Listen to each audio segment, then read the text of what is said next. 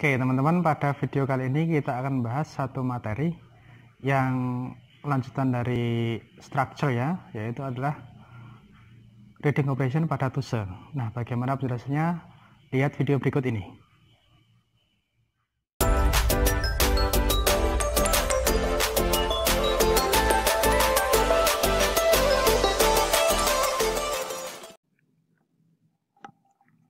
Oke, reading comprehension in TOEFL ya. Jadi kalau kita mau membicarakan TOEFL, maka secara skill itu bisa kita katakan sama dengan TOEFL ya. Secara skill keseluruhan ya, tapi dalam TOEFL itu skillnya tidak sebanyak pada TOEFL.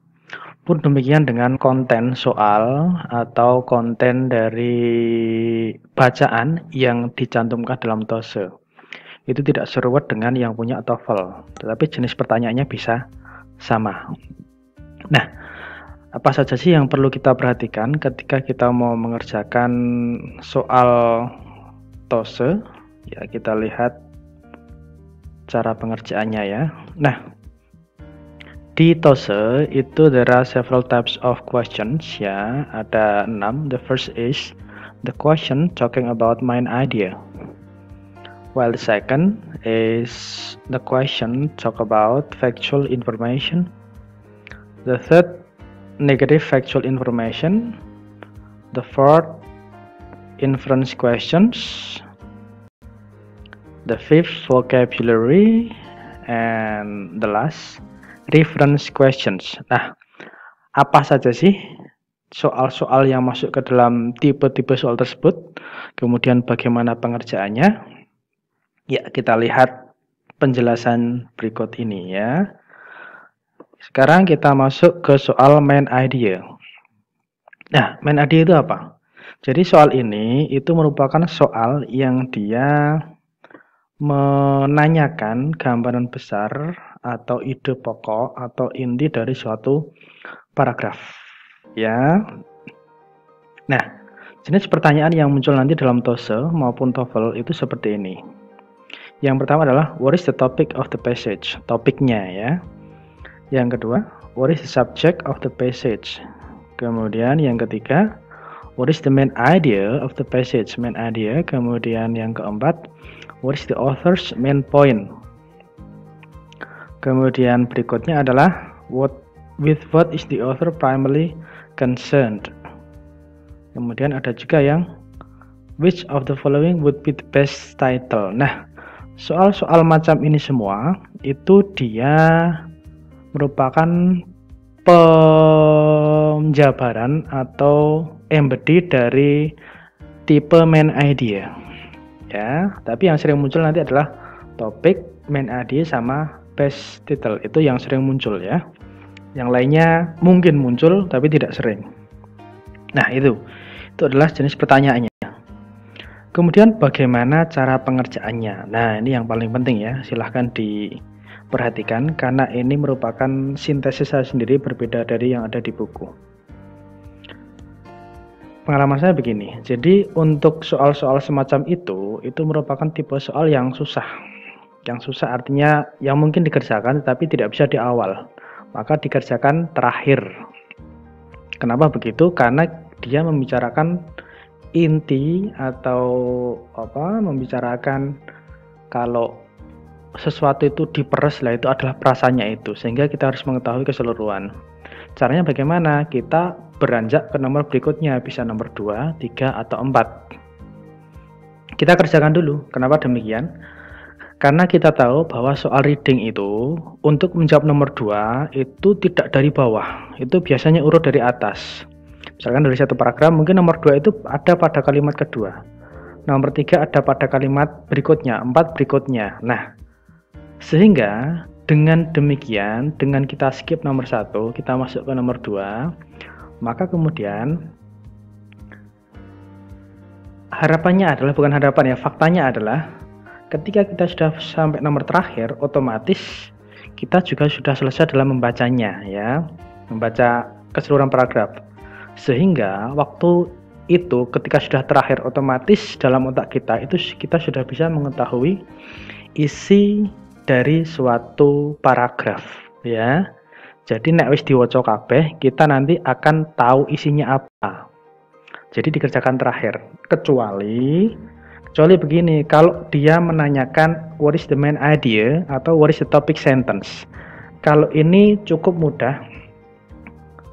Topic sentence ya, sama main idea, karena ini biasanya jawaban dari tipe soal macam ini bisa ditemukan di awal paragraf, biasanya di kalimat pertama atau kalimat terakhir.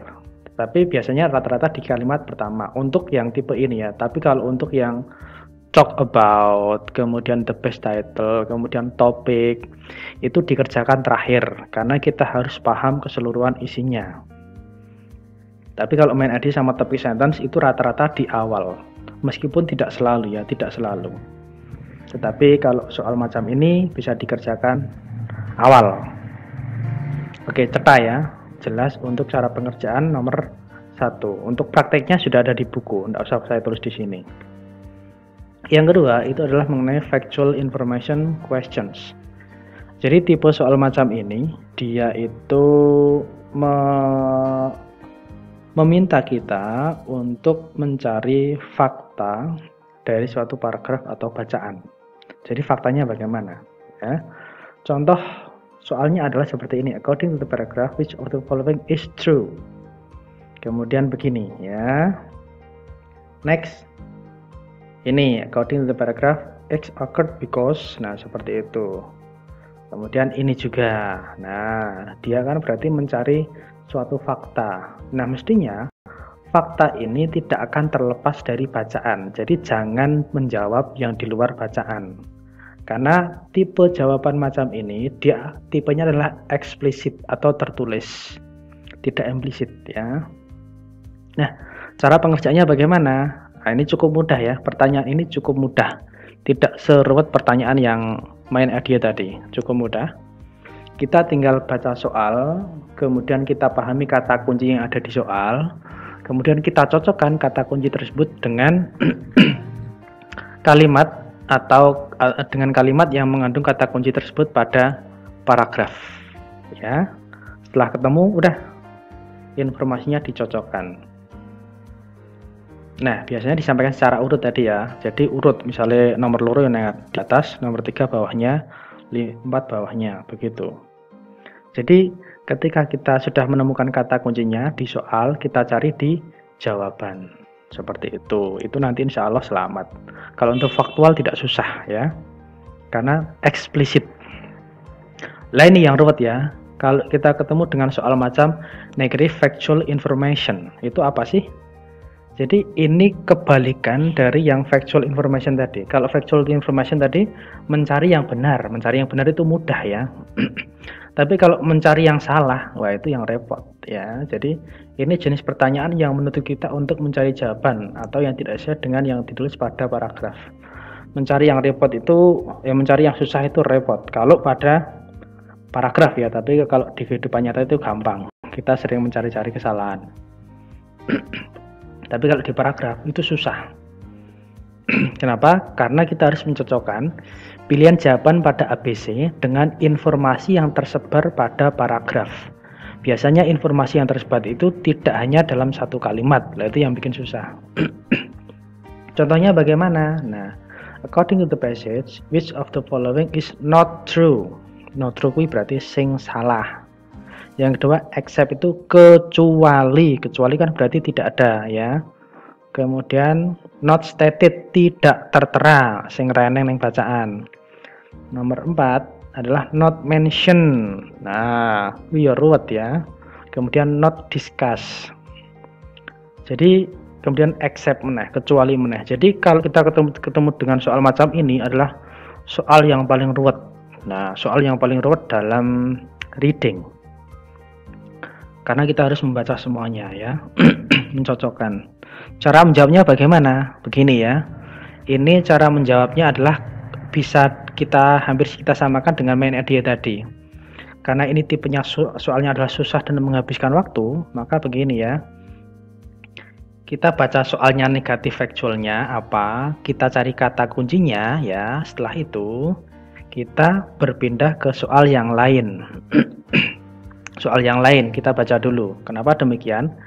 Karena ketika kita membaca soal yang lain, otomatis kita sudah membaca paragrafnya. Nah, sambil membaca paragraf ya, kita mencocokkan informasi yang ada di pilihan jawaban dengan yang ada di paragraf. Misalkan tadi di soalnya adalah yang tidak dilakukan oleh Andi apa? Nah, tidak dilakukan oleh Andi pilihannya adalah mandi, makan, tidur, jalan-jalan. Ternyata di kalimat pertama Andi mandi. Nah, berarti benar apa salah? Berarti cocok, berarti bukan jawaban. Kemudian kalimat kedua, setelah itu Andi makan, berarti makan ada. Setelah itu Andi tidur lagi. Nah, setelah tidur dia nonton TV. Nah, berarti yang tidak ada adalah jalan-jalan. Karena begitu maka itu susah ya. Tapi kalau kita sudah bisa menjawab membaca semua paragraf, semua kalimat dalam paragraf dengan cara menjawab nomor-nomor lain, maka insya Allah selamat. Begitu. Itu caranya ya. Jadi ketika sudah sampai kepada kalimat terakhir, otomatis kita sudah bisa mengcompare pilihan jawaban dari multiple choices dengan yang ada di paragraf. Nah, demikian. Itu yang negatif faktual. Angel itu paling susah, paling ruwet. Kemudian adalah inference questions. Inference question itu kalau dikatakan susah bisa susah, mudah juga mudah. Ini tergantung tingkat vocabulary yang dimiliki oleh seseorang ya. Kalau sering baca, maka vocabnya semakin banyak, semakin mudah untuk bisa mencari padanan kata. Jadi tipe soal ini adalah tipe yang meminta kita untuk bisa menarik, bukan padanan ya, menarik kesimpulan dari informasi yang ada pada paragraf ya. Jadi menarik kesimpulan. Can be inferred ya, implies, kemudian invert meneh, implied meneh, invert. Nah, jadi ini tipe soal yang meminta kita untuk menarik kesimpulan dari suatu paragraf atau suatu bacaan. Tapi bukan kesimpulan secara utuh, kesimpulan terhadap suatu kasus tertentu. Nah, nanti kita ada contohnya. Cara pengerjaannya bagaimana? Begini ya, cara pengerjaannya untuk soal macam ini kita gunakan kemampuan reading between the lines. Between the lines piye? Adalah kemampuan kita untuk menarik kesimpulan dari informasi-informasi yang diberikan. Tapi bukan kesimpulan kayak yang awal tadi ya, bukan topik ya, tapi ini adalah kesimpulan terhadap informasi tertentu. Nah, kita temukan kata kunci yang cocok. Misalkan di soal kata kuncinya apa, dari situ kemudian kita cocokkan dengan kata kunci yang ada di paragraf. Nah, biasanya untuk bisa menjawab ini, informasinya itu tersebar lebih dari satu kalimat. Oleh karenanya kita harus bisa menggabungkan informasi dari kalimat satu dengan kalimat yang lainnya. Kemudian kita tarik kesimpulan. Contohnya begini ya. Pagi tadi Andi diberi uang saku oleh ibu sebesar 5 miliar rupiah. Nah, dia orang kaya ya. Dia saudaranya Sultan ini. Setelah itu ketika di jalan Andi secara tidak sengaja bertemu dengan pamannya. Beruntungnya pamannya memberi uang saku sebesar 10 miliar. Nah, berarti lemo karo 10. Dia sangat senang sekali. Di sekolah dia membeli ayam goreng yang dibawa oleh Mail. Dia menghabiskan uang sebesar 10K. Nah, kecil ya. Dari bacaan di atas, berapakah uang saku yang dibawa Andi ke sekolah? Maka ini tidak bisa hanya dari satu kalimat saja. Tadi dia itu 5 miliar dari ibunya ya toh, kemudian tambahan 10 miliar saka pamannya. Maka sangune piro? Sangunya adalah 15 miliar. Ini adalah contoh dari reading between the lines atau inference begitu ya. Jadi informasi disebar ke dalam beberapa kalimat, kemudian kita mencari kesimpulannya. Itu adalah inference. Ini tidak terlalu susah juga ya. Kemudian vocabulary questions, ini tadi yang saya agak miss tadi ya. Ini adalah merupakan suatu jenis pertanyaan yang dia menanyakan mengenai makna suatu kata atau frasa. Biasanya dia mencari kata yang memiliki makna hampir sama atau sama begitu. Closest in meaning, nah, maknanya hampir sama. Kemudian the author means, nah, Nah, cara jawabnya bagaimana? Oke, yang pertama, jelas ya, kita harus baca soalnya dulu ya. Oke, jelas baca soal ya. Kemudian dari soal tersebut, lihat kalimat yang sudah terdapat kata atau frasa yang ditanyakan ya. Biasanya di soal itu sudah ada kalimat keberapa, kalaupun tidak nanti di bacaan biasanya diberikan penebalan. Nah, kemudian kalau memang teman-teman itu memiliki kemampuan vocab yang bagus, kalau dirasa gampang ya langsung jawab saja, tidak usah ruwet-ruwet. Tapi kalau emang kemampuan vocabnya tidak tidak bisa menjawab untuk soal tersebut, kalau susah, maka kita harus bisa melihat konteksnya, konteks bacaannya ya. Kalau sudah, maka nanti kita masukkan pilihan jawaban ABCD-nya, kita masukkan ke dalam konteks tersebut. Kira-kira yang paling masuk yang mana? Saya kira untuk soal TOSE ini nanti pilihan jawabannya tidak terlalu susah ya, artinya vocabnya juga tidak terlalu advance. Tapi kalau memang dengan cara ini juga masih tidak bisa, ya wis Allah alam ya, kita hitung benik saja. Karena vocab itu kalau bisa ya gampang, kalau tidak bisa pakai cara konteks ya. Tapi kalau masih tidak bisa juga, ya sudah, itu nasibmu ya. Nah, kemudian kalau sudah kita masukkan dengan, taruhlah kita masih memiliki gambaran ya, dari konteks tersebut kita cocokkan dengan pilihan jawaban, maka pilihlah jawaban yang maknanya itu sama atau yang paling mendekati ya. Kalaupun tidak ada yang sama, ya paling mendekati saja ya. Itu caranya begitu ya. Kalau paham langsung jawab, kalau tidak paham cari konteksnya, masukkan kira-kira masuk apa enggak. Kalau kedua-duanya tidak bisa, ya wis kita gunakan cara yang ketiga, ngitung benik. Nah, itu ya. Yang penting jangan dikosongi. Nah, question lain adalah reference questions. Nah, itu yang bagaimana? Ini merupakan jenis soal yang menanyakan kata yang mengacu pada kata lain. Nah, soalnya begini, the word X in the passage refers to, misalkan the word it, they, them, him. Nah, biasanya begitu ya. Cara pengerjaannya, ini merupakan soal yang paling mudah dalam TOEFL ataupun TOSE. Jadi, karena paling mudah, jangan sampai dikosongi atau jangan sampai salah ya. Kalau salah, yuk buangeten untuk soal macam ini ya. Caranya, cek kata yang menjadi referensi pada bacaan. Misalkan it, the word it, pada kalimat ini kita langsung pada kalimatnya, masuk ke kalimat tersebut yang ada it-nya. Sudah itu kita baca it-nya, itu kita baca keseluruhan, kita tahu konteksnya. Kalau sudah, kita baca kalimat sebelumnya ya. Nah, di kalimat sebelumnya itu mesti ada kata benda atau phrase atau non phrase yang bisa digunakan untuk mereferkan kata yang kita gunakan it tadi ya. Mesti ada, tidak mungkin tidak ada. Kalau dia hanya satu kata benda, maka itu jawabannya. Tapi kalau ada dua kata benda ataupun tiga, maka kita masukkan satu persatu. Kita nanti pilih yang paling cocok yang mana. Kalau ada lebih dari satu kata benda. Tapi kalau hanya satu, ya wis kuwi jawabannya. Begitu ya. Itu caranya. Maka bisa kita katakan adalah ini merupakan soal yang paling mudah. Yang paling susah adalah tadi yang negative factual, itu paling susah. Maka itu kalau misalkan waktunya ndak longgar, kuwi dikarang wae. Tapi kalau masih punya waktu longgar, ya dipikir ya. Yang penting jangan sampai kosong. Nah, tadi belum selesai, kemudian coba ganti referensi misalkan it dengan non phrase yang ada. Nek misalnya cocok, ya wis kuwi jawabannya. Wis rampung ya, saya kira itu penjelasannya. Ini bahasanya saya juga tidak paham apa. Ini sepertinya dari bahasa, saya ambil dari One Piece ya.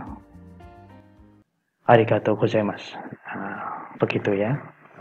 Itu nanti kalau misalkan masih ada yang belum paham, untuk latihan soal sengaja saya tidak cantumkan di sini nanti, karena nanti videonya bisa panjang sekali. Latihan soal sudah ada di buku, ini merupakan cara pengerjaannya ya. Kalau nanti masih ada pertanyaan bisa dituliskan di kolom komentar. Terima kasih dan tetap semangat.